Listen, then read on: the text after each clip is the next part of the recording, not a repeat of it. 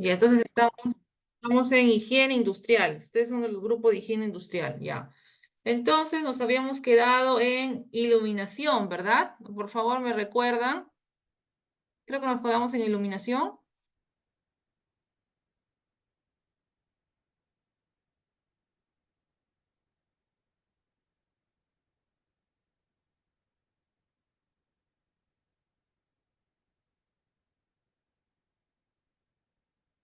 Ya, ok. No se preocupen, no se preocupen. Ahorita vamos a compartir. Ya. Bueno, ahí ha habido una pequeña confusión. Y era el Zoom. Ya, bueno. Vamos a ver. Compartimos.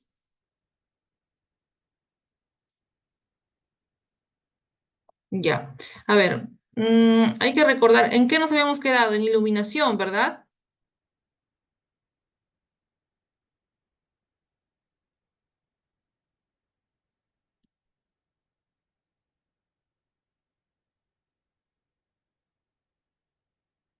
Ya. Vamos a tocar desde iluminación. Sí, iluminación. Muy bien, entonces vamos acá. A ver. Sí, ya, perfecto. Listo, chicos. Vamos a avanzar rapidito, ¿ya? Rapidito, rapidito, rapidito. Bueno, eso sí hemos tocado, eso también. Ya, creo que estábamos en las matemáticas. Listo, entonces, bueno, disculpen, chicos, ha habido una confusión, ¿ya? Bueno, entonces lo que vamos a hacer, continuar con la segunda clase de higiene industrial, ¿ya? Bueno, ya habíamos hablado un poco sobre la iluminación, ya habíamos dado algunos conceptos de la iluminación, ¿ya? Y los valores permisibles que la encontramos, pues, en la norma básica de ergonomía, ¿ok? Entonces, para nosotros evaluar, ¿no?, el nivel de iluminación, porque recordemos que se evalúa en luxes, ¿no? Tenemos que hacer pues un monitoreo, ¿ok? Entonces la primera etapa es reconocimiento previo, ¿no? La segunda, mediciones. Y la tercera, implementar controles. En el reconocimiento previo, vamos a ver unos rápido, rápido. En el reconocimiento previo, ahí vamos a ver algunas características del puesto de trabajo. El horario, el tipo de iluminación, si es existente general, localizada, si es luz natural, ¿no? Cómo están las ventanas, si están con cortinas o no, el estado de las luminarias, las condiciones visuales de funcionamiento y colores de las paredes, ¿ok? Bueno, después de eso vienen las características del puesto de trabajo a evaluarse. ¿Cuál es el puesto de trabajo? ¿No? ¿Cuál es el puesto de trabajo? Que obviamente va a estar expuesto a esta iluminación. ¿Listo? Para poder hacer nosotros este monitoreo, o sea, para poder yo saber cuánto de iluminación hay en esta área de trabajo, ¿no? Entonces se van a utilizar algunas metodologías, ¿ok?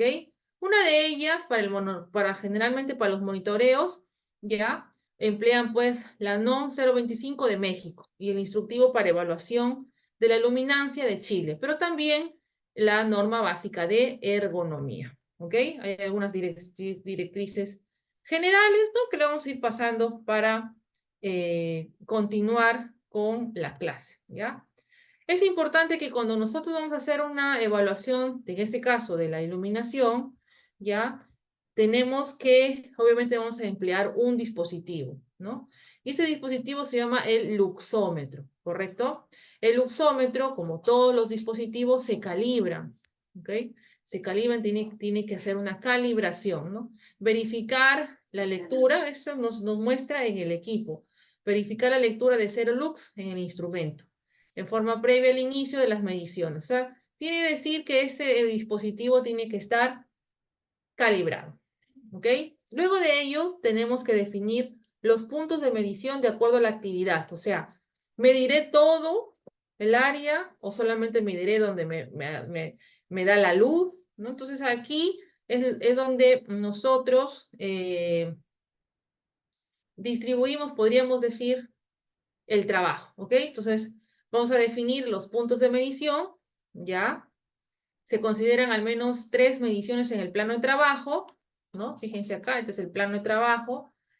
Si el plano del trabajo donde se realiza la tarea es muy pequeño, se realiza una medición en su centro y cuando la superficie de trabajo está cubierta con objetos, se prioriza la medición en las áreas por donde se considere un mayor requerimiento de luz.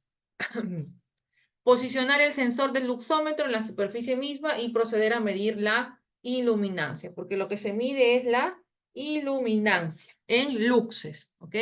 Fíjense acá, este es el puesto de trabajo, ¿no? Y acá hay varios, estas flechitas que ustedes ven aquí, son las mediciones que se van a hacer en este puesto de trabajo.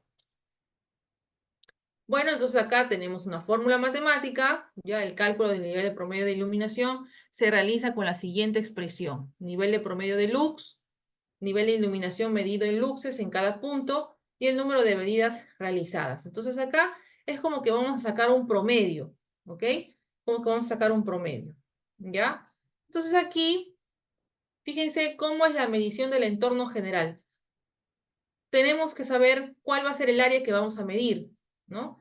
Definimos el número mínimo de puntos de medición a considerar, o sea, ya definimos cuántos puntos vamos a medir, ¿ok? Pero para ello, ya, se realiza a través de esta fórmula, ¿no? Para definir el índice del área, o sea, cuál es el área real que vamos a utilizar para hacer la medición, ¿ok? Eso es lo que nos ayuda esta fórmula, ¿ya? Muy bien, entonces luego tenemos que obtener los puntos a medir, porque no es que se me ocurra, ok, yo quiero medir 3, no, yo quiero medir 4, no, yo quiero, no, sino que todo eso va a salir de una fórmula matemática, ¿ok? Entonces hacemos acá la medición de la estructura, ¿no? Del área de trabajo, ¿ya? Y luego obtenemos el número de cuadros, como vemos acá, ¿no?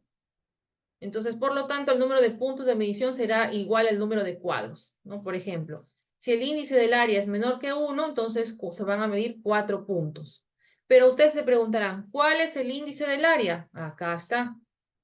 Acá sacamos el índice del área. O sea, ¿cuánto es el índice del área? ¿No? Y de acuerdo a ello, el resultado, ya vamos a establecer los puntos de medición. ¿Listo? Muy bien, entonces, una vez que ya hemos establecido eso, ya vamos a colocar el luxómetro en cada punto que ya hemos determinado, ¿no? A una altura de 65 a 85 centímetros sobre el nivel del piso, ¿ok? Entonces, obtener el valor promedio de todos los valores medidos como el representativo del sector rectangular, considerado siempre y cuando cumpla los requerimientos indicados en el punto 4, o sea, acá, ¿no? Entonces, luego de ello, lo que vamos a hacer, ya, es el valor que define la uniformidad de los niveles de iluminación en un área con una iluminación general. Es necesario definir el nivel de iluminación promedio del área en estudio y con ella comparar los valores medidos en cada uno de los puntos. ¿Ok? Entonces, acá, por ejemplo, vamos a medir, por ejemplo, acá, ¿no? 4 puntos, pero uno de cada punto no es el que va a mandar, sino se tiene que hacer un promedio. Luego de eso se tiene que, para poder hacer todo eso, se tiene en cuenta el factor de uniformidad, ¿no? Uniformidad. Entonces dice acá, cuando el 75% más de los puntos se encuentran dentro del rango, indica que los niveles de iluminación son uniformes en el salón, es decir, hay una adecuada distribución de la luz. ¿Ok? Muy bien, acá tenemos un ejemplo. Fíjense acá el ejemplo. A ver, vamos a ver qué dice el ejemplo.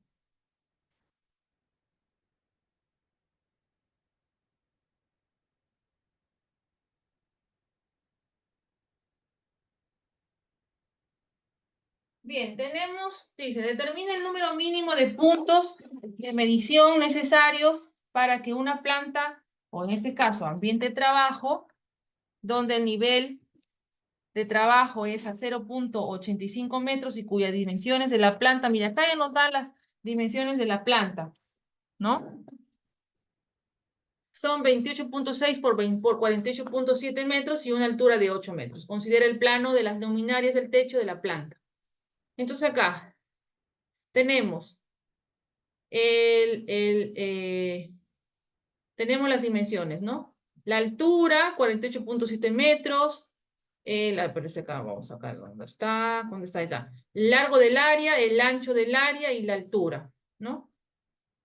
tenemos 48.7 metros, 28.6 metros, ¿no? La altura 8 menos 0.85 igual a 7.15 metros. Entonces, lo que vamos a hacer acá es aplicar la fórmula, nada más. Se aplica la fórmula, ¿ya? Dice A por B sobre H entre A más B, ¿ok? Entonces reemplazamos y nos sale 2.5. Entonces, número mínimo de puntos de medición es igual a 16. ¿Por qué? Porque acá dice, ¿ve? Si es de 2 a 3 o menor de 3, son 16 puntos de medición. ¿Qué significa? Que 16 puntos vamos a medir con el luxómetro. ¿Ok? Muy bien, miren acá. Calcular el promedio de iluminación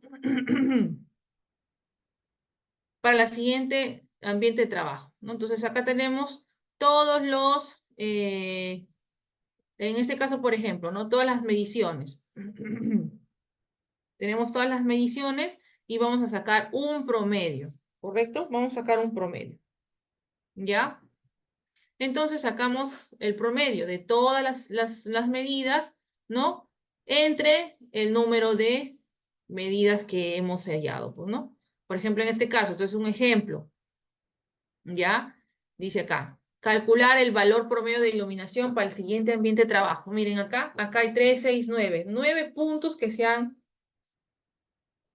medido, ¿no? Cada uno tiene sus determinados luxes. Entonces, todos esos de ahí no vamos a utilizar uno cada uno, sino tenemos que ver un promedio, ¿ok? Entonces, sumamos todos estos promedios, ¿ya? Y lo vamos a dividir entre 9. Y nos sale un promedio, ¿ok? Entonces, acá hay otro ejemplo, ¿no? Este es un ejemplo para ver el promedio y acá tenemos otro ejemplo. ¿Correcto? Dice, cuando ya tenemos todo, ya, cuando tenemos todos el promedio, entonces lo que vamos a hacer es vamos a aplicar el factor de uniformidad, determinar si los niveles de iluminación son o no uniformes, es decir, si existe una adecuada distribución de la luz para el siguiente ambiente de trabajo. Acá tenemos el ambiente de trabajo 369, ¿no? Y aquí vamos a ver si es uniforme o no, ¿correcto? Uniforme o no. Entonces, de acuerdo a ello, nosotros vamos a sacar, ¿ya? Vamos a aplicar esta fórmula, ¿no? Y de acuerdo a ello, vamos a sacar un porcentaje. Y nos dice, 89% puntos se encuentran dentro del rango de 0.67 y 1, lo cual es mayor al 75%, indica que los niveles de iluminación son uniformes, es decir, hay una adecuada distribución de la luz. O sea, acá con estas fórmulas matemáticas, lo que vamos a ver es, eh,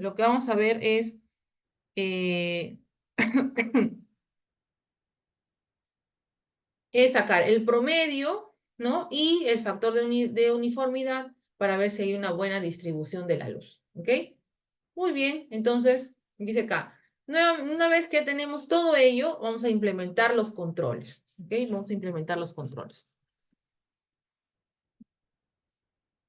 Entonces, fíjense acá, ¿no? Para ello, obviamente, ya hemos evaluado el ambiente de trabajo, ¿no? Hemos visto si es que las luminarias están bien, son adecuadas, ¿no? Y si de repente, pues, faltase alguna luminaria, ¿no? Entonces, cuando nos damos cuenta a través de la medición de la iluminación, ya nos vamos a dar cuenta, pues, que probablemente necesite más luminarias, ¿no?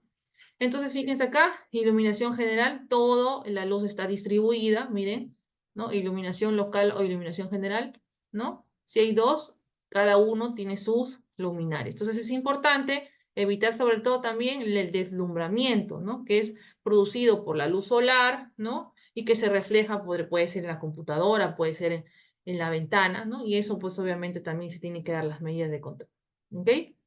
Bueno, las radiaciones. En este caso hay dos tipos de radiaciones. Todo esto está dentro de los factores de los peligros físicos, ¿ok? Cuando hablamos de peligros físicos, obviamente se habla de la energía, ¿no? De esta energía que va a ingresar al cuerpo humano en forma de ondas, ¿no? Electromagnéticas o partículas subatómicas. En este caso tenemos las radiaciones no ionizantes, ¿no? Y las ionizantes.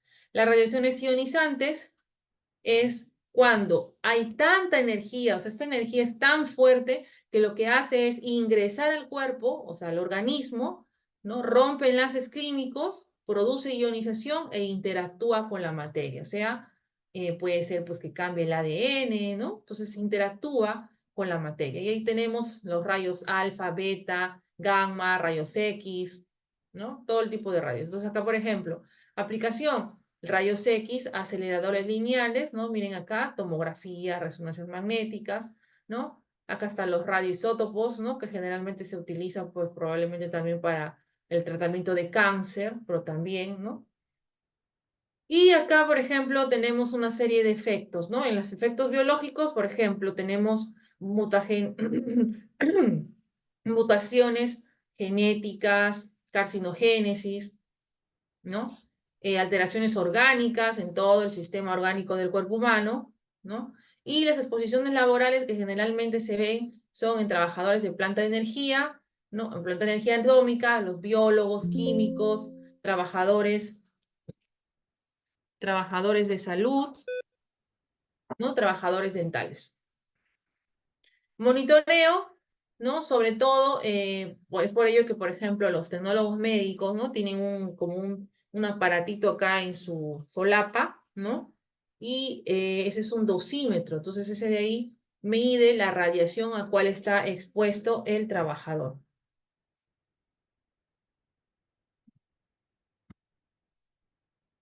Muy bien, acá hay una serie de legislaciones, ¿no? Por ejemplo, el reglamento de la ley 28028, que es la ley de regulación del uso de fuente de radiación ionizante, ¿no? Y la de energía y minas, que es el reglamento de la seguridad radiológica.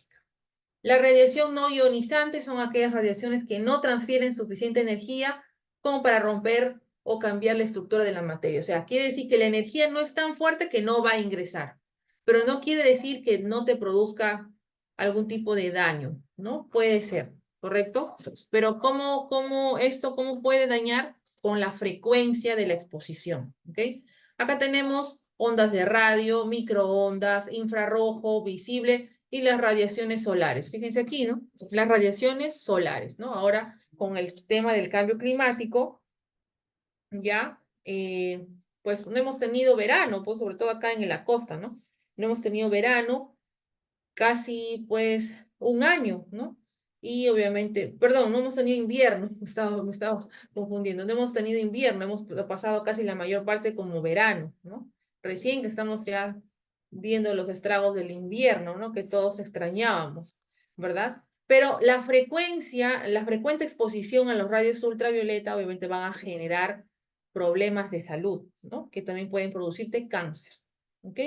Acá hay una serie de efectos, ¿no? De acuerdo al tipo de radiación, ¿ya? Por ejemplo, ¿no? Cuando estábamos en época de COVID, las personas, algunas o empresas compraban pues algunos fuentes de artificiales de luz ultravioleta, ¿no? No sé si ustedes se acuerdan. Entonces eso también produce la exposición a estas ciertas radiaciones, ¿no? Entonces también te puede producir algunos problemas, ¿ok? Acá hay algunas medidas de control que es importante pues utilizar los equipos de protección personal de acuerdo al tipo de riesgo, ¿ya? Bueno, acá tenemos, miren, daños a la córnea, lesiones a la retina, quemaduras cutáneas. Prevención de riesgos, pantallas, gafas de protección, ¿no? Sobre todo, por ejemplo, ¿no? En aparatos de calentamiento y soldadura, o sea, trabajos en calientes, ¿no? Antenas de comunicación, antenas de radar, que, bueno, en cierta forma, pues, vienen a representar las radiaciones no ionizantes, ¿no? Entonces acá tenemos una serie de efectos, ¿ya? Miren acá. Y algunas, pues, medidas de control que se pueden emplear para evitar estas exposiciones. Ese también tiene su legislación, que es el límite máximo permisibles para radiaciones no ionizantes en telecomunicaciones. Monitoreo, entonces acá hay un dispositivo para la medición de las radiaciones no ionizantes. Por ejemplo, acá, la radiación ultravioleta, ¿ok? Entonces hasta ahí es el tipo de radiaciones. Luego vamos a ver el estrés térmico. El estrés térmico en realidad lo que va a medir es la capacidad que tiene el organismo para poder soportar ¿no? Temperaturas extremas, por ejemplo, por calor o por frío, ¿no? Entonces se les decía, por el tema del calor, ¿no? Muchísimas personas, hasta ha fallecido una persona, creo que en Ica, ¿no? Por ejemplo, en España, que las temperaturas sobrepasaron más de los 41 grados, ¿no? Han habido muchísimas personas que han muerto por los golpes de calor, ¿no? Y también acá, pues ahorita me acabo de acordar, ¿no? Un abogado conocido, ¿no? Estuvo haciendo su cola, creo que iba a haber elecciones del colegio de abogados, creo, y el señor, obviamente ya muy, muy avanzada edad, está haciendo su cola y de pronto se desvaneció en la calle y se murió, le dio un paro cardíaco. Entonces, eso es por la exposición. Obviamente que edades, ¿no? Extremas, por ejemplo, los niños son los que van a sufrir más estragos y las personas de mayor, ¿no? Cuanto más mayor es la exposición, el peligro es mayor también, ¿no? Entonces, obviamente van a sufrir esas personas, ¿no? Pero no quiere decir que sean las únicas, sino todos también podemos sufrir de las consecuencias de esta exposición, ¿ok? Entonces acá, variación de la temperatura normal del cuerpo debido al calor procedente del ambiente de trabajo, ¿no? El objetivo de la gestión del estrés térmico es prevenir el golpe de calor. Fíjense acá, ¿no? Alteración más grave relacionada con el calor. Entonces, la temperatura corporal, nosotros tenemos una temperatura corporal que, como existen mecanismos reguladores dentro de nuestro organismo, obviamente que esos van a ayudar a perder, ¿no? O a perder calor o mantener la temperatura, ¿no? Y ahí, por ejemplo, vemos aumento o disminución de la circulación de la sangre, ¿no? Hay vasodilatación, producción de sudor, evaporación, como por convección y por radiación, ¿ok? Y por radiación. Muy bien, algunos factores que influyen en el intercambio térmico, la temperatura del aire también, porque imagínense, ¿no? Supongamos que estamos expuestos a una ola de calor, pero si hubiera aire, probablemente eso nos va a ayudar también a poder controlar la temperatura, ¿no? Es por ello que cuando, no sé si ustedes han escuchado, cuando hace demasiado calor en las ciudades, eso se llama pues isla urbana de calor, ¿ok? ¿Y por qué se da eso? No sé si ustedes habrán sentido eso, ¿no? Cuando ustedes están en las ciudades, ¿no? Y hay bastante calor, uno siente bochorno, ¿no? Siente bastante calor, ¿no? Siente como que se ahoga y no sientes que, que se controla probablemente tu temperatura. Encima, peor de todo, ¿ya? Lo peor de todo es que cuando estás en el tráfico, imagínense, dentro del bus, dentro del metro o del metropolitano, hace más calor. Entonces, yo he visto personas que se han desmayado en el metropolitano por esto, por el calor, ¿no?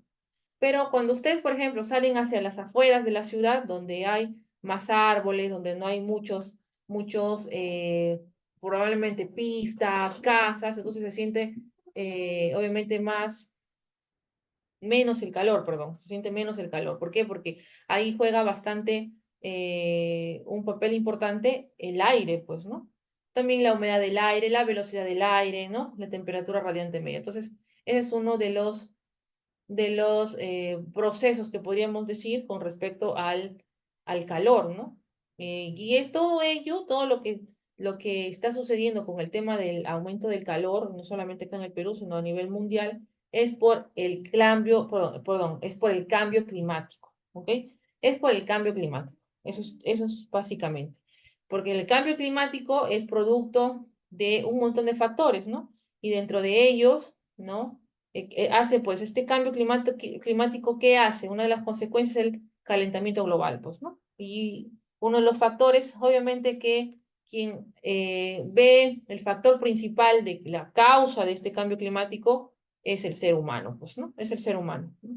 Con todos los factores que ya probablemente ustedes pueden de repente conocer o no, ¿no? Por ejemplo, la emisión de gases de efecto invernadero, ¿no? La contaminación, el trabajos en el suelo, ¿no? Entonces, todas esas cosas te producen, pues, el aumento de gases de efecto invernadero y, por ende, ¿no? Se produce este efecto del calentamiento global, ¿ok? Muy bien, entonces, factores que influyen en el estrés térmico, el sexo, o sea, hombre-mujer, constitución corporal, la edad, la etnia, el vestido, la aclimatación al calor. ¿Ok? Eso creo que no sé si tengo una diapositiva, pero igual vamos a explicar rapidísimo nada más. ¿Ok? La aclimatación al calor, ¿qué significa? Significa, por ejemplo, supongamos que vamos a poner así, de repente alguien acá presente vive en la selva, ¿ya? De repente, por ejemplo, supongamos que una persona, vamos a hacerlo al revés, ¿ya? Vamos a hacer el ejemplo por dos situaciones. Supongamos que una persona que está acostumbrada a temperaturas bajas, donde hay un poco de frío, no hay mucho verano, ¿no? Entonces, la mandan a trabajar, por ejemplo, a una sola zona sumamente calurosa, como podría ser la selva, ¿no? No sé si ustedes han sentido esa sensación, han tenido esa sensación cuando van a la selva y llegan y bajan del aeropuerto y un momento como que se ahogan por el calor, por la sensación térmica, ¿no? Es porque ya nos hemos acostumbrado a cierta temperatura donde vivimos, ¿no? Entonces lo mismo ocurre con un trabajador que se va de repente a hacer algún tipo de trabajo, ¿no? Y se choca con una nueva temperatura, un nuevo ambiente, eso también le puede causar un daño, porque no está acostumbrado, tiene que aclimatarse. Lo mismo ocurre cuando, por ejemplo, uno de la selva que está acostumbrado a bastante calor, donde no hay mucho frío, ¿ya? Viene a la costa, ¿no? En pleno invierno, no se va a adaptar, pues se va a morir de frío, ¿no? Y les digo por experiencia, ¿ok? Les digo por experiencia. Entonces, bueno, acá tenemos, ¿no? El calor, el frío, ¿no? Entonces, el extremo, puede haber golpe de calor, muerte, y el extremo en el frío también, ¿no? Perder la conciencia en muerte por frío, ¿ok? Entonces, bueno, acá hay una serie de efectos por el estrés térmico por calor, ¿no? Eso lo vamos a ir pasando, ¿no? Eso también, ¿ya? Y dentro de la norma técnica de ergonomía existen pues los valores límites del estrés térmico para que se haga pues un monitoreo, ¿no? También se hace para hallar el límite del estrés térmico, ¿correcto? La metodología WTG para obviamente ver ya cuál es en qué porcentaje del trabajo pues existe este estrés térmico, ¿ok? Entonces, y si está aclimatado o no está aclimatado, acá también nos da esas premisas, ¿ok? Muy bien, medidas preventivas, ¿ya? En primer lugar, el ambiente de trabajo, pues, ¿no? O sea, siempre cuando hablamos ya ustedes ya conocen el tema del hiper, ¿no? Vamos a ver las medidas de control, ¿no? Entonces, si el peligro es el sol, ¿no? En este caso, o el peligro físico, ¿no? Y la exposición al sol es el riesgo, entonces, ¿qué podríamos hacer? Entonces, ya no lo expongo, pues. Pero si se tiene que exponer, entonces tenemos que ver las mejores estrategias para poder evitar eso, ¿no? Ventilación, pantallas, equipos de protección personal que sean, ayuden a que no le dé más calor, ¿no? O que sean trajes refrigerados, ¿no? Bueno, primeros auxilios acá, si en el caso pues de que haya un accidente o una situación como tal, ¿no? ¿Qué es lo que tenemos que tener en cuenta? ¿Ya? Bueno, esa es la temperatura y vamos a ir pasando esto. Acá está su monitoreo, fíjense aquí, ¿no? Cómo se hace el monitoreo del medidor de estrés térmico, ¿no? Y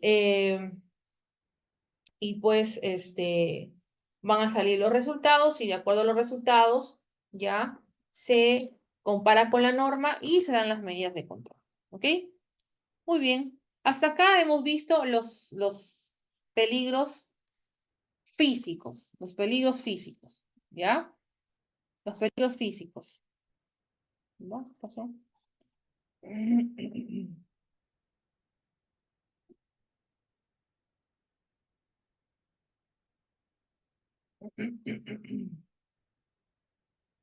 Ya, entonces, hasta acá hemos visto los peligros físicos. Entonces, los peligros físicos tienen que ver con la energía, ¿verdad? Tienen que ver con la energía. Si la energía de este peligro es lo suficientemente fuerte, este puede ingresar y automáticamente ¡fua! Rompe enlaces químicos. Hay una ionización, ¿no? Hay una atomización, ¿no? Con la materia, destruye los enlaces químicos de la materia, ¿correcto? Y también, si es que estamos hablando de las radiaciones ionizantes, si no estamos hablando de que esta energía va a romper estos enlaces químicos, o sea, no ingresa al organismo, estamos hablando de radiaciones no ionizantes, ¿ok? Y, por ejemplo, cuando hemos hablado de ruido, cuando hemos hablado de iluminación, de vibración, ¿no? Todo tiene que ver con energía, ¿ok? Entonces, estos representan los peligros físicos, ¿ok? Los peligros físicos. Muy bien, vamos a pasar al otro peligro que son los agentes biológicos o los peligros biológicos, ¿ya? Que en definitiva, pues se tratan de todos los microorganismos, ¿no? De todos los microorganismos. Entonces acá obviamente hay una serie de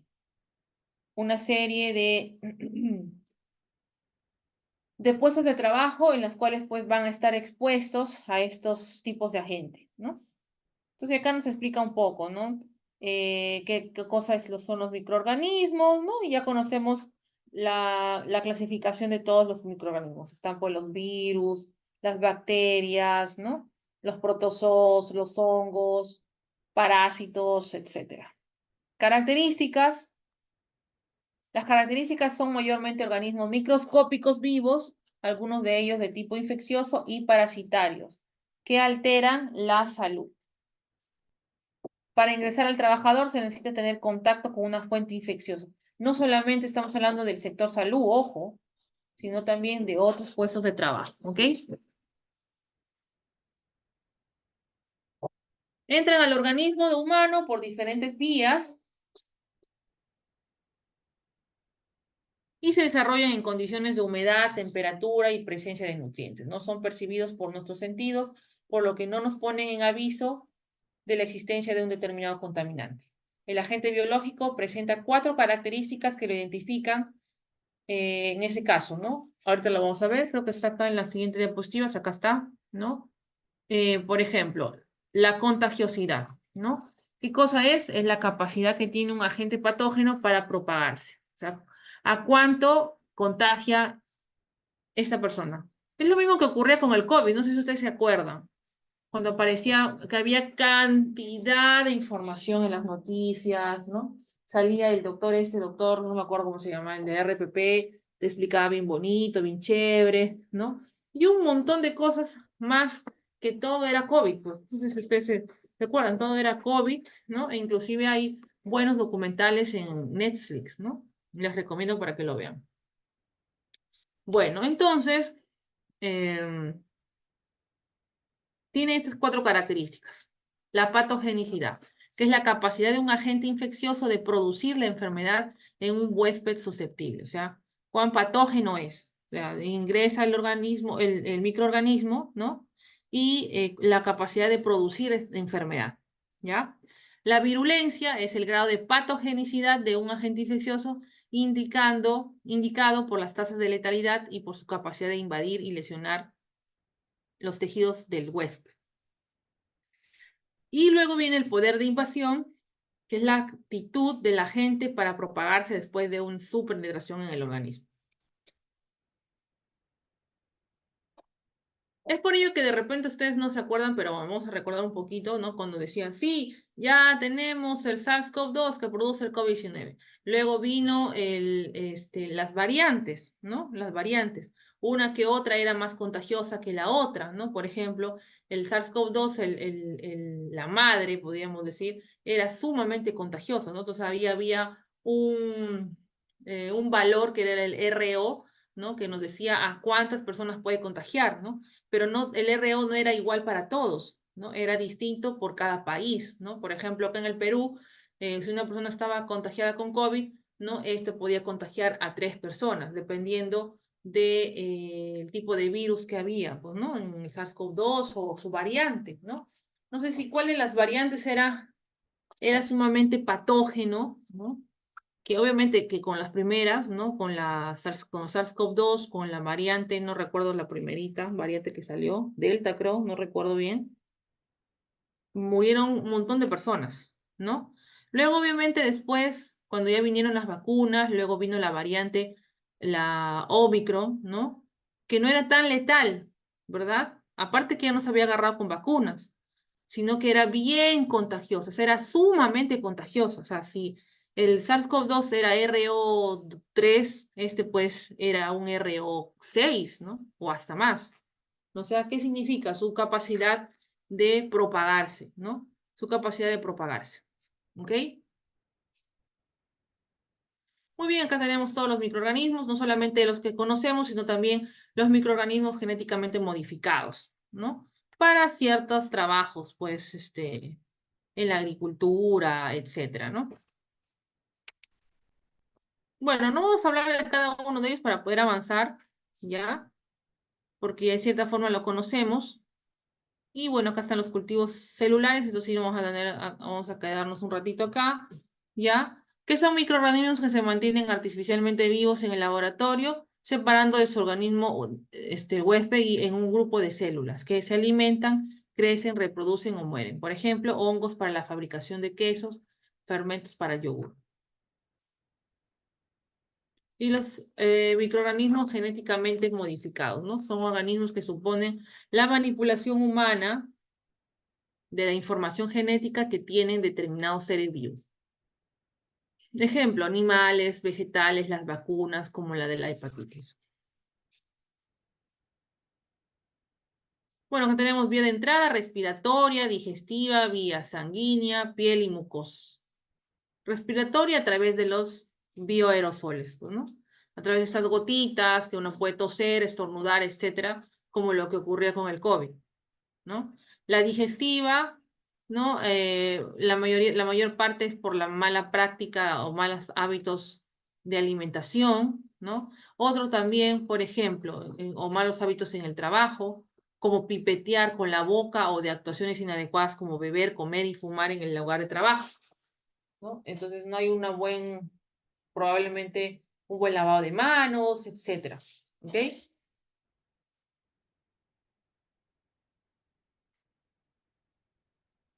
Parenteral, que viene a ser pues la vía de transmisión por pinchazos, mordeduras, cortes, erosiones, salpicaduras, etcétera. No sé si en el TikTok, creo, no recuerdo en la noticia, en el TikTok, está corriendo una noticia de una joven, ¿no? Que le detectaron VIH. Entonces esta joven, al momento de hacerle la investigación de contactos y todo eso, ¿ya? Comenzaron a conversar con ella, pues no le preguntaron, ¿no? ¿Quién es su pareja? Entonces ella decía que no había, no había tenido relaciones con nadie en los últimos aproximadamente, pues, muchísimo tiempo, podríamos decir así, ¿no? Y si se ha hecho tatuajes, si se ha hecho transfusión o algo, dijo que no. Entonces, ¿cómo se contagió? Entonces, pero se acordó que se fue a uno de estos centros que, bueno, pues, ¿no? ¿Cómo podríamos llamarlo? Que hay un montón y que abundan en el Perú, ¿no? Que como tipo cosmiatra creo que se llama, no recuerdo bien. Ya, entonces le dijeron pues que hay un procedimiento, ¿no? No tan invasivo y que le va a ayudar pues a que como que a producir más colágeno, no sé. Entonces, ¿qué cosa era? Y utilizaban pequeñas agujas, ¿no? Y hacían como que pequeños piquetitos, ¿no? En toda la cara, ¿ya? Y esa era la única, o sea, esa era la única actividad que había hecho. Obviamente, pues al momento de piquetear con la aguja, obviamente ya genera pues sangre, pues, ¿no? Entonces, casi más del 75%, ¿no? Indica pues que probablemente por ahí se contagió del VIH, ¿no? Del VIH. Bueno, la vía dérmica, ¿no? A través de la piel, ¿no? También a través de mordeduras, arañazos, contacto físico, ¿no? Lo que ocurría, por ejemplo, en otros países, acá en Perú no se ha visto mucho, sí hubieron esos problemas, ¿ya? Pero no se veía mucho la agresión contra el personal de salud. En otros países sí, como por ejemplo México, un montón de personal de salud fue agredido, ¿no? Y bueno, también, pues, por ejemplo, esos puestos de trabajo que van a vacunar a la selva, ¿no? ¿cómo se llama ese programa de la selva que van a vacunar y atender? Ahí es, y creo que ahí es, y algo así. No, vía indirecta a través del agua, del aire, del suelo, ¿no? Animales y materias primas. Trabajadores expuestos. ¿Cuáles son los trabajadores expuestos? Están los de laboratorio, ¿no? Personal sanitario, personal de atención a grupos, por ejemplo, qué enfermedad les va a conllevar, ¿no? En este caso, la mayoría de las que conocemos, ¿no? Hepatitis, sida, zoonosis, tuberculosis. La zoonosis, ¿qué significa? La zoonosis o las enfermedades zoonóticas, podríamos decir, es cuando hay una transmisión de los animales al hombre, ¿ok? Muy bien, por ejemplo, agricultura y ganadería, ¿no? Industrias lácteas, industrias cárnicas, industrias de la lana, industria del curtido, entonces todo lo que tenga en relación con animales, todo obviamente se considera, ¿no? Los peligros biológicos.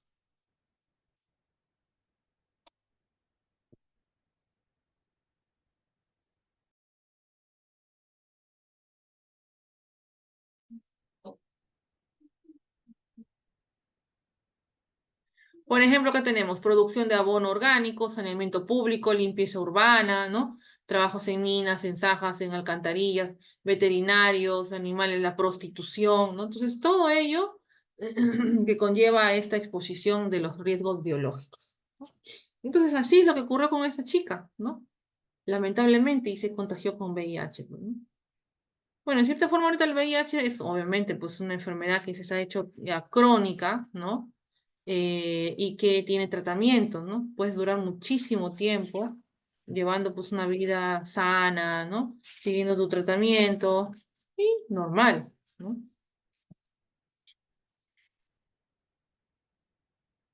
Y la clasificación de los riesgos biológicos. Dentro de la clasificación de los riesgos biológicos tenemos pues a los grupos para los riesgos biológicos, ¿ya? Tenemos en el grupo 1, tienen poca probabilidad de causar enfermedad en el hombre, ¿no? Grupo 2, agentes patógenos que pueden causar enfermedad en el hombre y además suponen un peligro para los trabajadores, existiendo riesgo de que se propague la colectividad que existe. Generalmente medidas profilácticas o terapéuticas eficaces, en el caso de los hongos, legionelas o salmonelas, ¿no? Grupo 3, agentes patógenos que pueden causar una enfermedad grave en el hombre y suponen un serio peligro para los trabajadores, existiendo riesgo de que se propague la colectividad sin que existan generalmente medidas profilácticas. Ejemplos, brucelosis, tuberculosis, ¿no? Sabemos que nosotros somos uno de los países, bueno, somos el país creo que en primer lugar con contagios de tuberculosis, XDR, MDR, ¿no? Y hay zonas donde eh, está, pues, ¿cómo podríamos decir? Concentrado, ¿no? Los pacientes con tuberculosis, ¿no? Es eh, siempre todo lo malo, que el Perú está en primer lugar, ¿no?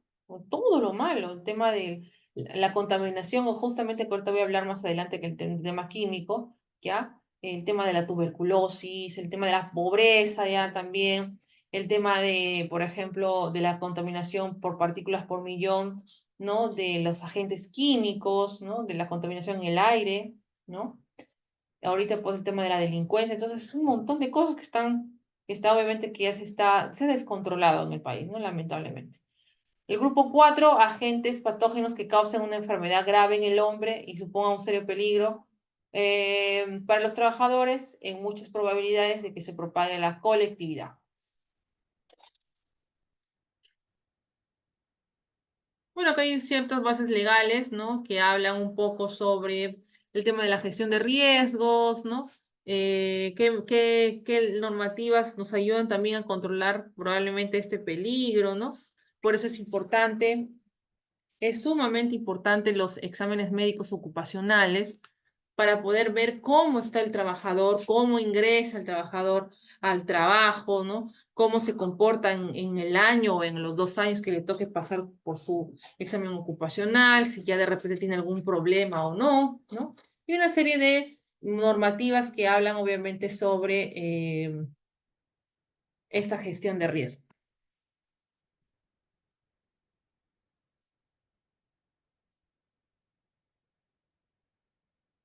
Bien, métodos y estrategias de evaluación. Primero se identifican los agentes biológicos, se evalúa el riesgo, ¿no? Y obviamente, pues, medición de los agentes biológicos. Según su captación de la muestra, o sea, se va a hacer un muestreo, cultivo de la muestra, análisis de la muestra.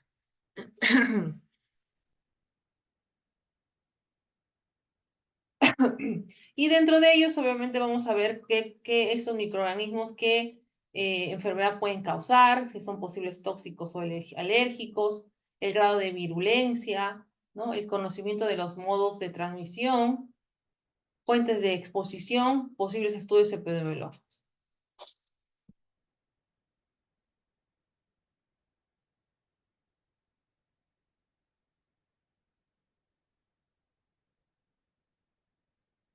Un ratito. Bien. Tipo de muestreo ambiental, ¿no? Recogida en medio líquido, por filtración, impactación. Otras superficies, o sea, placa de contacto, hisopado, enjuague, ¿no? Hay una incubación, una reproducción, o sea, el cultivo de la muestra y el análisis de la muestra, ¿ok? Y el análisis de la muestra.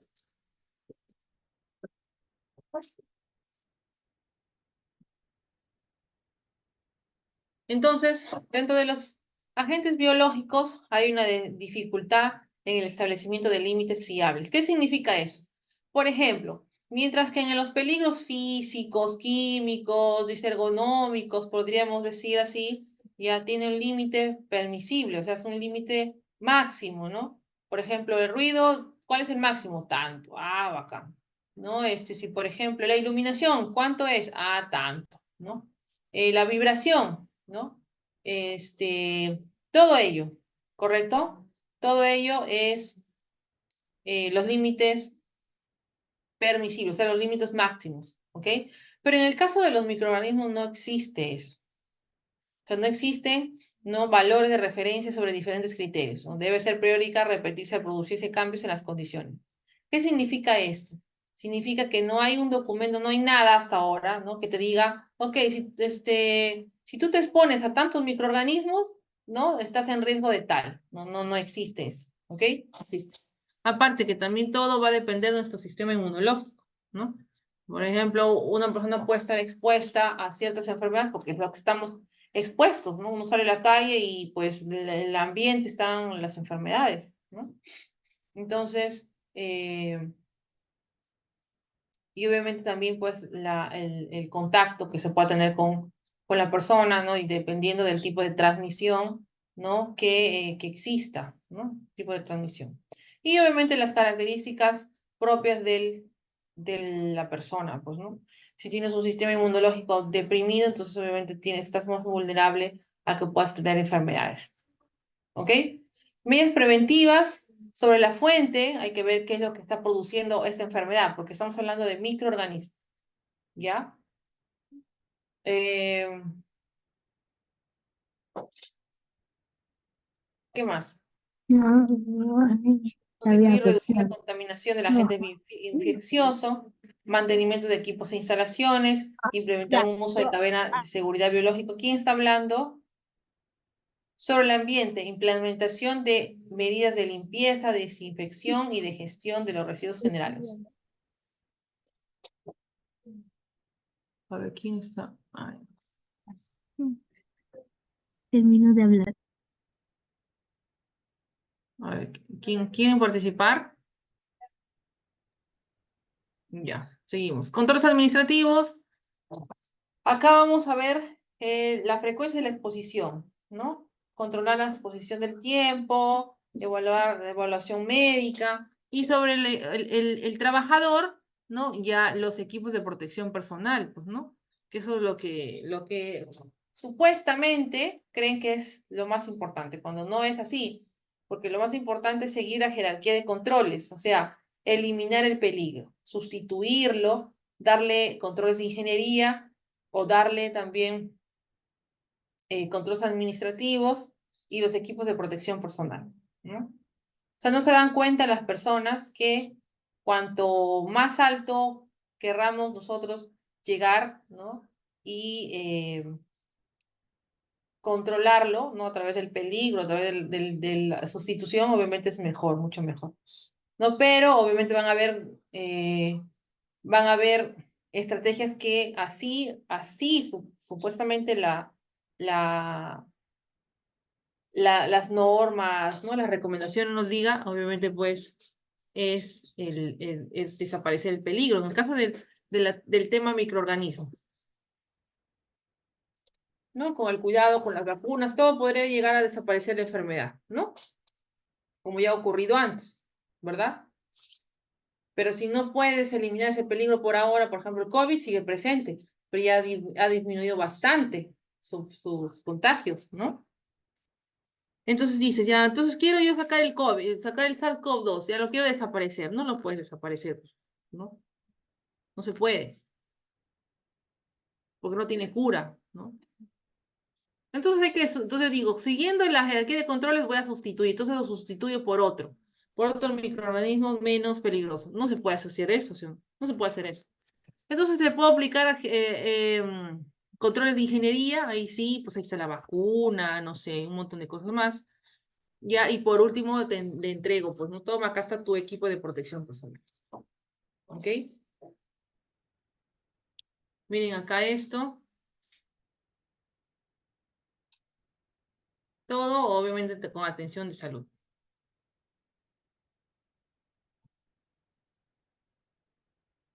Y luego vienen los agentes químicos, ¿ya? Chicos, vamos a dar unos minutos un break de 5 minutos así chiquitito y continuamos, por favor, ¿ya?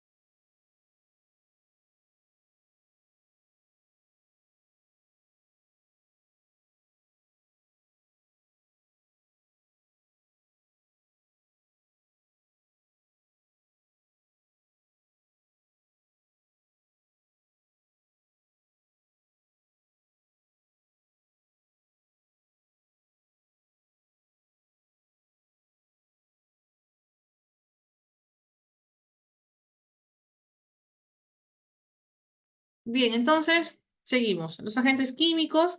Dentro de los agentes químicos hay diferentes modalidades de los agentes químicos, podríamos decir así, o formas, ¿ok? Dentro de ellos están, pues, polvo, humo, gases, vapores, ¿no? Con efectos irritantes, corrosivos, asfixiantes, tóxicos. Lo que pasó hace unos días, lo que ha pasado, no, hace unos días, pues, ¿no? Esa desflagración en Villa María del Triunfo, creo, ¿no? Creo que ha pasado. No, imagínense, pues, o sea, imagínense, estamos, eso de verdad, eso que va a pasar en otros países, pues, ¿no? De verdad, y eso, pues, bueno, no vamos a analizar el tema político, ni el tema de la corrupción, todo eso, pero, bueno, pues, vivimos en un país así, pues, lamentablemente, ¿no? Donde no se cumplen las normas, donde no hay una supervisión, donde le rompen la mano, ¿no? Y cuando se tiene que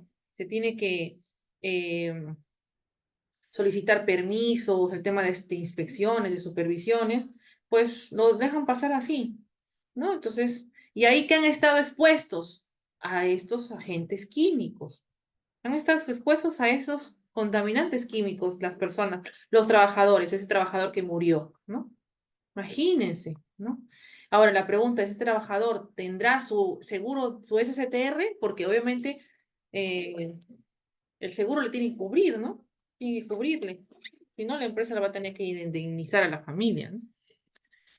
Entonces, y lo peor de todo es que los vecinos, ¿no? Contando, porque tiene relación un poco con el tema químico, decían que había fuga de gas, ¿no? Que levantaban a las 3 de la mañana porque había fuga de gas y que salgan de sus casas. O sea, imagínense, o sea, tarde o temprano iba a ocurrir esto. Tarde o temprano. Bueno, los contaminantes químicos pueden clasificarse en varias formas, ¿no? Por su forma de presentarse y por sus efectos en el organismo humano. Tipos, acá hemos visto acá, miren, polvos, humos metálicos, nieblas, gases, vapores, ¿no? Y acá están los ejemplos de esos contaminantes, ¿no? Por ejemplo, el asbesto, el algodón, el lino, la madera, metales, granos, óxidos metálicos, ¿no? Por ejemplo, humo, carbón, asfalto, petróleo, humos metálicos, cromo, hierro, níquel, titanio, plata, plomo, nieblas, ácido cianhídrico, clorhídrico, hidróxido sódico, ácido sulfúrico, gases, monóxido de carbono, dióxido de carbono, cloro, ozono, sulfuro de hidrógeno, óxidos nitrosos, vapores, hidrocarburos aromáticos, cetonas, ésteres derivados de los clorados, etc. Todo eso son, obviamente, contaminantes químicos. ¿Ok? Acá están los aerosoles, miren, aerosoles, dispersión de partículas sólidas o líquidas del tamaño inferior a 100 micras en un medio gaseoso, ¿no? Origen de los aerosoles, aerosoles en sólidos, en líquidos, los sólidos en polvos, humos metálicos, ¿no? Y esto va a depender del número de tamaño, perdón, en micras, ¿no? De la partícula, ¿ok? Y los líquidos que están en niebla, suspensión en el aire, de pequeñas gotas de líquido originadas por condensación de un estado gaseoso, ¿no? Tenemos acá polvo, suspensión en el aire, partículas de un tamaño entre 0.1 y 25 micras. Humos metálicos mayores de 0.1 a 1 micra, ¿no? Por ejemplo, soldaduras, fundición, ¿no? Y las nieblas de 0.01 a 10 micras. Y acá nos hablan el polvo, ¿no? Por ejemplo, en estas actividades de moler, triturar, voladuras, ¿no? Por ejemplo, el sector construcción, ¿no? En las fibras, igual también, ¿no? Este, con las partículas mayores de 5 micras, ¿no? Humos de combustión mayor de 1 micra, partículas líquidas, ¿no? Y aquí tenemos una serie, pues, de características de las diferentes formas de los agentes químicos. Acá también están los compuestos orgánicos volátiles, ¿no? Que obviamente en su estructura está el carbono. Y los que no son VOC, o sea, compuestos orgánicos volátiles, que representan, por ejemplo, ¿no? El monóxido de carbono, el dióxido de carbono, el ácido carbónico, ¿no? Que todos son productos químicos. Clasificación según los efectos que ocasionan. Cancerígenos, ¿no? Desarrollo desordenado de células. Alérgicos, no afectan a la totalidad de los individuos ya que requieren una predisposición fisiológica. Asfixiantes, capaces de impedir la llegada de oxígeno a los tejidos. Productos de dermatosis, independiente de que puede ejercer otros efectos tóxicos sobre el organismo en contacto con la piel, que puede producir irritación primaria, sensibilización alérgica y fotosensibilización. No sé que ustedes si habrán escuchado o habrán visto en la noticia también otra noticia donde también estamos mal también, ¿no? Cada vez peor estamos, ¿no? Entonces, Lima, por ejemplo, es una de las ciudades a nivel de, si no me equivoco, Sudamérica, ¿ya? Que tiene la mayor contaminación en el aire por partículas por millón. Miren, por partículas por millón. O sea, ¿qué significa eso? Que el aire está contaminado, pues, ¿no? El aire está contaminado con estos contaminantes químicos, ¿no? ¿Y qué es lo que sucede? O sea, ¿qué es lo que va a pasar? Que a futuro, porque esto no va a cambiar, porque el parque automotriz va en aumento, ¿no? No hay ¿cómo se dice? Un sistema, no hay un sistema adecuado de transporte, ¿no? Entonces tenemos ahí, vemos estas combis asesinas que son del tiempo de la pera, ¿no? Y que no solamente producen todo ese tipo de contaminación, sino también un montón de accidentes, ¿verdad? Entonces, según una encuesta internacional, Lima tiene, el aire el de Lima, ¿no? Tiene mucha contaminación, ¿no? Entonces han aumentado las partículas por millón. ¿Y eso va a afectar a quiénes? A las personas, obviamente, que sufren de tema alérgico, ¿no? Por ejemplo, asma, EPOC y todas esas cosas, ¿no? ¿Cómo se identifica un contaminante? Contenido informativo de la etiqueta, ¿ya? Contenido informativo de la ficha de datos de seguridad, o sea, también se le conoce como el MSDOS, ¿ya? Y los métodos analíticos cualitativos. Entonces, exposición a un agente químico es la presencia de un agente químico en el lugar de trabajo que implica el contacto de este con el trabajador. Riesgo químico, la posibilidad de que un trabajador sufra determinado daño a la salud derivado de la exposición a agentes químicos. Para calificar un riesgo desde el punto de vista de su gravedad, se valorarán conjuntamente la probabilidad de un daño y la severidad del mismo. Es el riesgo básicamente, pero en este caso, el riesgo químico. Bueno, acá hemos visto un poco, ¿no? Habíamos mencionado un poco el tamaño de las partículas. Fíjense acá, miren este polvo industrial, ¿no? Menos de 5 micras respirable. Miren, mayor de 40 micras es visible. O sea, yo veo el polvo, tiene mayor de 40 micras. Inhalable, mira, menos de 10 micras, ¿no? Entonces, este polvo es el que se respira todos los días en el sector construcción. Vías de ingreso de los agentes químicos al organismo, ¿no? Acá tenemos, ya lo hemos visto, ya hemos mencionado un poco de ellos, ¿no? ¿No? Acá tenemos vía respiratoria, vía dérmica, digestiva, parenteral, ¿no? Respiratoria, que constituye la principal vía de ingreso de los contaminantes dispersos en el aire. Vía dérmica, o sea, en la piel. Vía digestiva. Y, por ejemplo, ¿qué es lo que sucede? Miren, contamos algunas experiencias, ¿no? Por ejemplo, ¿no? No sé si ustedes los que están acá presentes trabajan probablemente en alguna obra de construcción o algo, ¿no? Y lo que se han fijado es que cuando, por ejemplo, llega la hora del almuerzo, ¿no? Entonces no hay un tiempo como para que los trabajadores se puedan cambiar de ropa, o sea, van y comen con la misma ropa que están trabajando, ¿no? ¿Ustedes creen que de la misma ropa no va a caer en la comida, ¿no? Cierta contaminación? Probablemente sí, ¿no? Probablemente sí, ¿no? Después también hay o les cuento no es anécdota, sino fue un caso que nos contaron cuando fui a dar una charla fuera de Lima y sobre la muerte de dos trabajadores, ¿no? Un trabajador se murió por cáncer al pulmón y el otro por fibrosis pulmonar.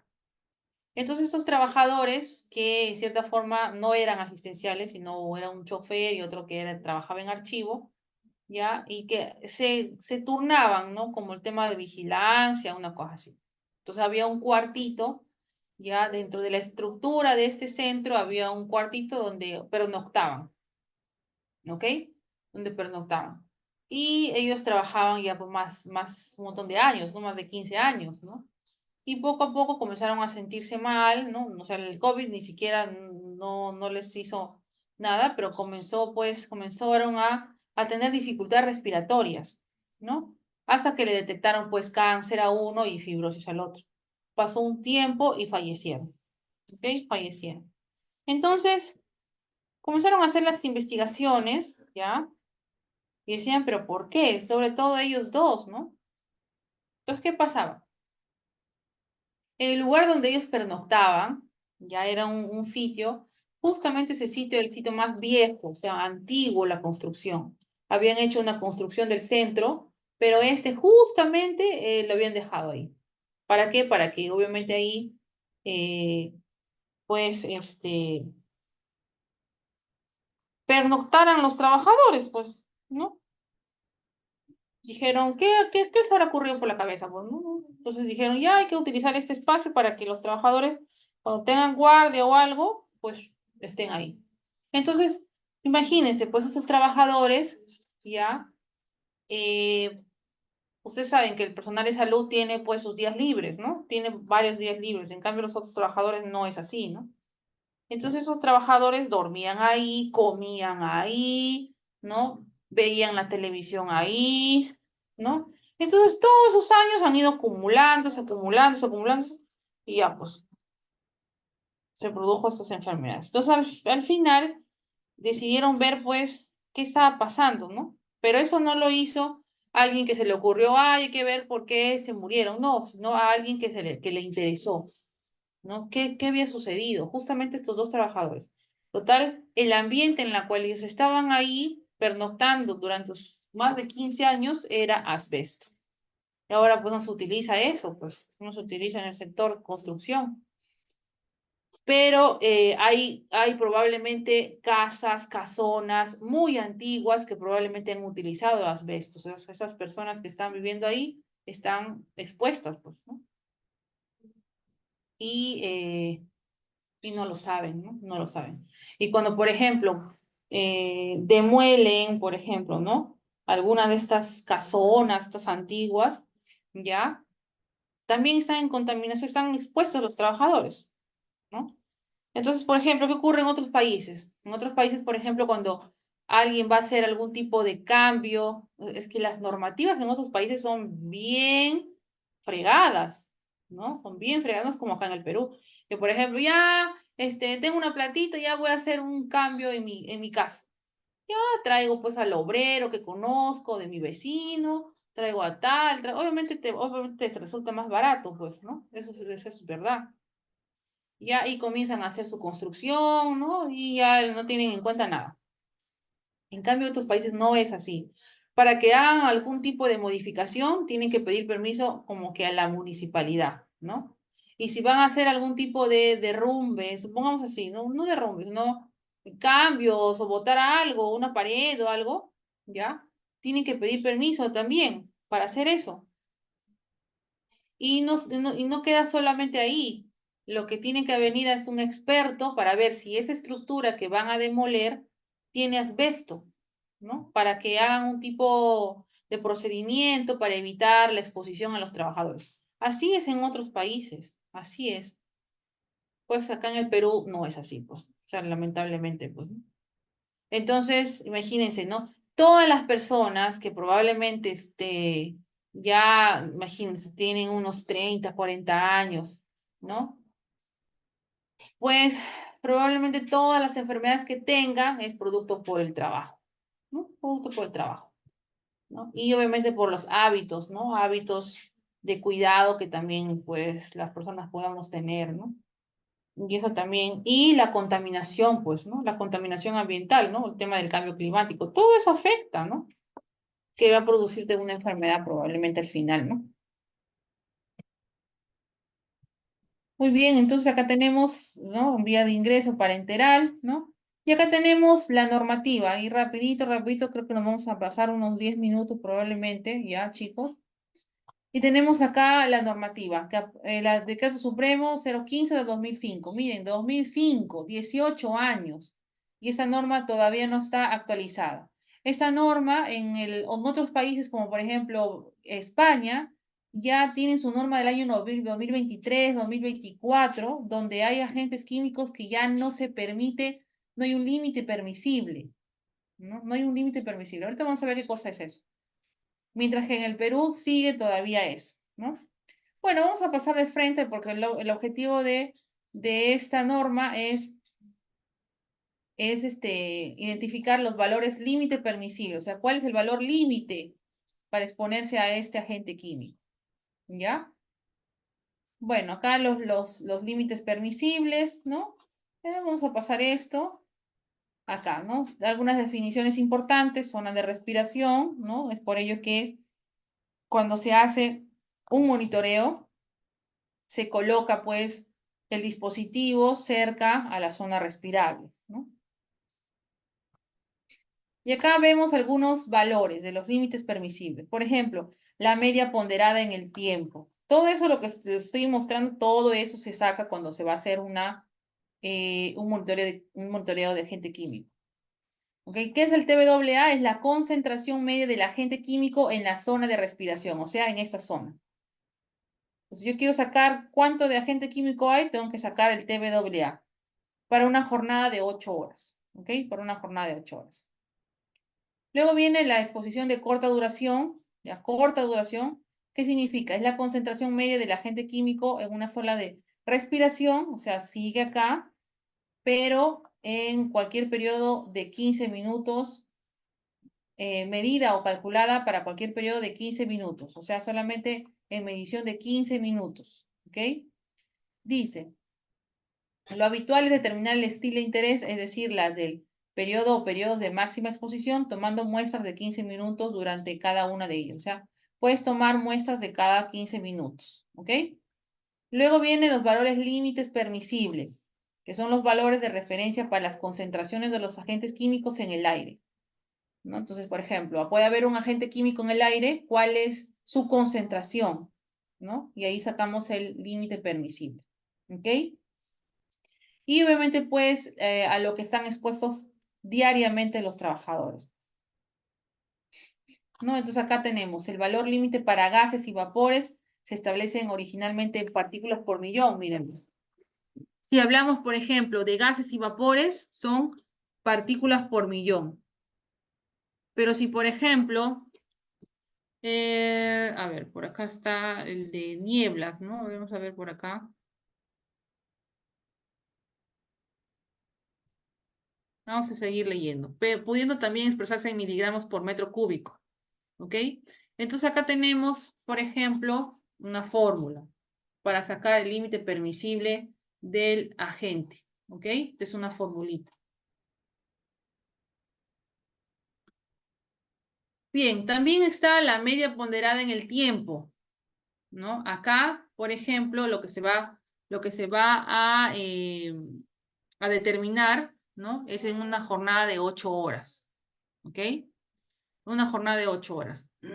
También el valor límite ponderado en el tiempo, ¿no? Cuando el valor es estil, cuando el valor es estil, o sea, en jornadas que no superen los 15 minutos, ¿ok? No superen los 15 minutos.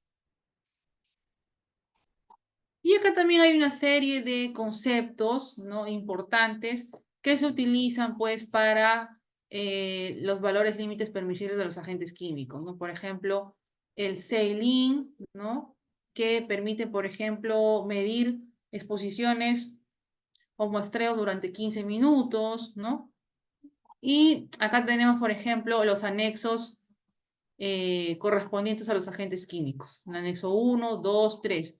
El anexo 1, que son los límites para agentes químicos en el trabajo. Para este anexo 2, agentes químicos cancerígenos en el ambiente de trabajo. Y el anexo 3, agentes químicos cuyos contactos deben evitarse. ¿No? Fíjense acá, miren. agente químico, tenemos acá el alcohol, miren, ve, el alcohol, 1000 partículas por millón, ¿no? Y en miligramos por metro cúbico, 1884, o sea, son los límites adoptados.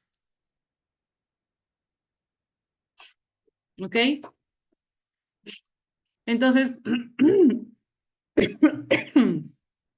cuando queremos hacer un monitoreo de agente químico, tenemos que identificar qué tipo de partícula es, ¿no? Partícula inhalable o partícula respirable, humos metálicos o los VOX, que son los volátiles. Por ejemplo, nivel permisible, ¿no? Para partículas inhalables, ¿qué se utiliza? El NIOSH 500, ¿ya? NIOSH 500. Entonces, según el reglamento de valores límites permisibles para los agentes químicos, aprobado por su norma, ¿no? El límite permisible es partícula inhalable, 10 miligramos por metro cúbico. O sea, quiere decir que si, por ejemplo, ¿ya? Porque probablemente les estoy acá bloqueando mucho. Por ejemplo, supongamos que uno de nosotros trabaje manipulando productos químicos, ¿ya? Entonces,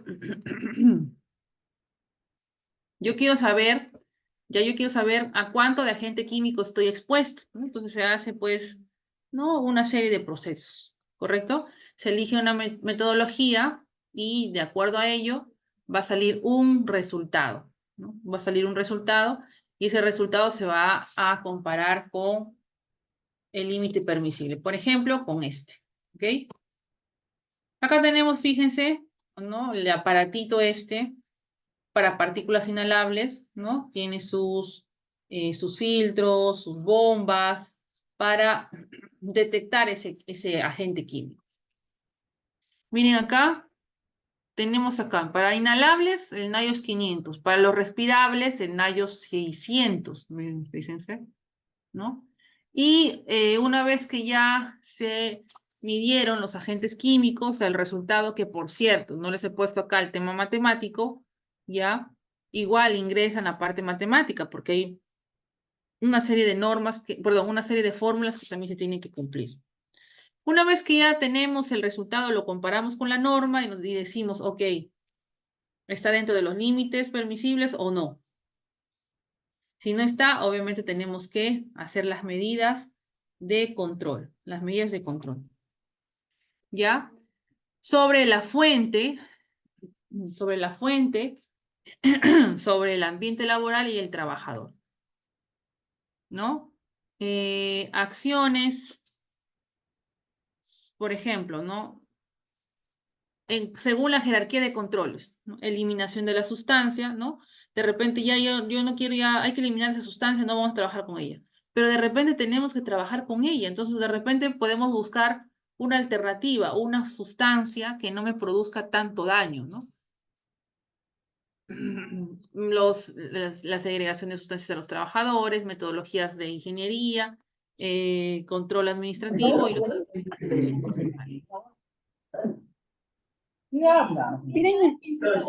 entonces, eliminación de la gente, a ver quién está hablando, por favor. Gracias. Eliminación de la gente, ¿ya? Por ejemplo, ¿no? Eliminación de adhesivos utilizando sujeción mecánica, ¿no? Por ejemplo. Sustitución, ¿no? De repente yo no quiero utilizar este agente químico porque es muy fuerte, utilizo otro que sea menos fuerte. Aislamiento consiste en separar las personas de un agente o proceso peligroso utilizado, de acuerdo al tiempo, la distancia y las barreras, ¿no? Automatización, mírenme, automatización por robots, ¿no? Encierro total o contención, encierro parcial para ventilación, ¿no? Y el operador controla el proceso desde la parte externa del encierro y el peligro es contenido, ¿no? Por ejemplo, en este caso, son usados cuando se está trabajando con agentes cancerígenos, sensibilizadores, materiales bajo alta temperatura o presión. Miren acá, fíjense, miren esto, miren qué chévere esto. ¿Alguien tiene este aparato en su trabajo? No, no, ahí lo tienen. Miren acá, ejemplos comunes. Banco de soldadura y esmerilado, miren, cabinas para pintura y spray, esos son unos ejemplos. Eso, por ejemplo, es una máquina extractora de gases, ¿no? El trabajador está acá soldando y ahí obviamente va a generar ciertos gases de la soldadura, ¿no? Entonces, ¿qué hace esta máquina? Extrae, ¿no? Extrae esos gases, ¿ok? Extrae esos gases. Ya no se quedan ahí en el ambiente, sino los extrae. Controles administrativos. Los sistemas seguros de trabajo confían mucho en la buena administración, la supervisión, compromiso, comportamiento, reglas y procedimientos. Qué importante es la supervisión. Importantísimo. Controles administrativos, acá hablamos pues rotación del puesto, descansos, todo lo que tiene que ver con turnos, jornadas. Y por último, en acciones en el receptor, que en primer lugar, la capacitación, la instrucción. No hay que entrenarlo al trabajador. Si va a trabajar con agentes químicos, por lo menos tiene que conocer con qué trabaja. No necesariamente van a aprenderse todo, ¿no? Todos los agentes, no, sino sobre todo con los que trabaja, ¿no? Reducción del tiempo de exposición, ¿no? Protección, equipos de protección personal. ¿No? Acá tenemos, por ejemplo, ¿no? Y sobre todo, pues, la vigilancia de la salud, la vigilancia de salud de los trabajadores, que puede ser requerida cuando hay una enfermedad reconocible relacionada con el trabajo, probable esa enfermedad o condición pudiese ocurrir bajo condiciones de trabajo y hay disponibles técnicas válidas para la detección temprana. O sea, ¿qué significa? Supongamos que yo tengo un grupo de trabajadores que hace manipulación de agente químico, yo esos trabajadores los tengo que tener mapeados, ¿no? Tengo que hacerle por lo menos ciertos seguimientos, ¿verdad? ¿Por qué? Porque probablemente esos agentes podrían estar afectando su salud. ¿Ok? Bueno, chicos, hemos terminado casi el tiempo. Tuve que correr un poco el tema de la iluminación, ¿ya? Pero bueno, justo hemos terminado a tiempo. Si tuvieran alguna pregunta, alguna consulta, creo que con ustedes, para quedarnos claros, ¿no? Luego les toca, creo que ergonomía, ¿no? Porque como les decía, tengo varios grupos y el Zoom me mandaron equivocado, entonces les puse otra clase. Pero bueno, no se preocupen. Ya, entonces, bueno, ha sido un gusto, chicos. Si no tuvieran alguna pregunta, alguna consulta, igual yo les voy a colocar acá mi número telefónico para que lo sepan, ¿ya? 109-24. ¿Está? Para cualquier consulta, ¿no? De repente tienen alguna duda, ¿ya? Y no quieren preguntarlo por acá, ya ahí lo pueden hacer con toda confianza, ¿ok? Así que, bueno, igual nos vamos a encontrar, si no me equivoco, en ergonomía. Ya ahí también es un tema bien chévere, donde van a aprender monitoreo ergonómico, ¿ya? Y algunas metodologías ergonómicas, ¿no? Bueno, chicos, entonces ha sido un gusto estar con ustedes y bueno, pues nos vemos en el próximo módulo. Cuídense mucho.